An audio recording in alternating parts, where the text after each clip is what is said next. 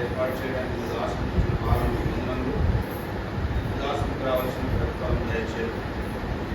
ఆ నామం పేరిట ఉత్సవానికి నిన్ను చదివిస్తేనే ప్రతిఫలం పోగొట్టుకోవాలని సెలవిస్తున్నారు.